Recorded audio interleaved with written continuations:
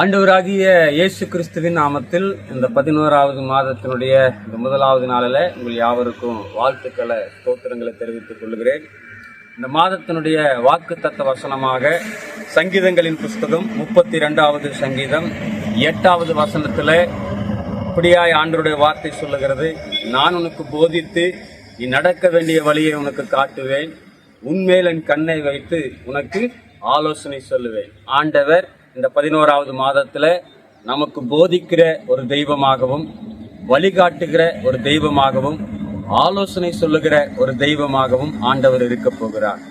எவைகளை நமக்கு போதிப்பார் என்று சொன்னால், பிரயோஜனமானவைகள் எவைகளோ அவைகளை உங்களுக்கும் எனக்கும் கற்றுக் கொடுக்க போகிறார். நம்முடைய வாழ்க்கைக்கு பிரயோஜனமில்லாத எந்த காரியத்தையும் ஆண்டவர் நமக்கு போதிக்கிறவர் அல்ல.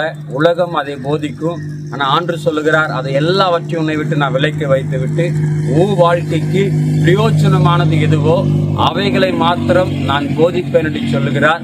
வழிகாட்டுகிற தெய்வம். உலகத்திலே பல வழிகள் உண்டு. விசாலமான வழி, குறுகலான வழி, எத்தனையோ வழிகள் இருந்தாலும் வசனம் சொல்லுகிறது, நீ நடக்க வேண்டிய வழி இதுவே என்று சொல்லுகிற ஒரு சத்தம். நம்முடைய வாழ்க்கைக்கு ஆண்டவர் நிர்ணயித்து வைத்திருக்கிற பாதை என்ன பாதையோ அந்த பாதையை உங்களுக்கும் எனக்கும் வழிகாட்டுகிற தெய்வமாயிருக்கிறார்.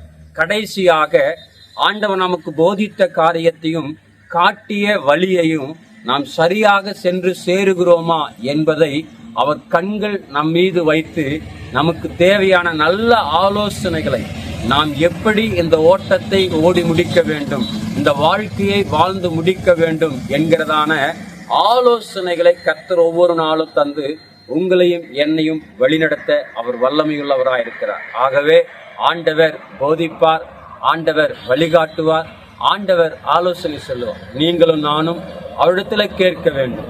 அவரை நோக்கி ஜெபிக்கும் பொழுது, கேட்கும் பொழுது இந்த 3 காரியங்களையும் உங்களுடைய என்னுடைய வாழ்க்கையில கர்த்தர் செய்து இந்த மாதத்தை ஆசீர்வதித்து கொடுக்க அவர் வல்லவர். கர்த்தர் உங்களை ஆசீர்வதிப்பாராக.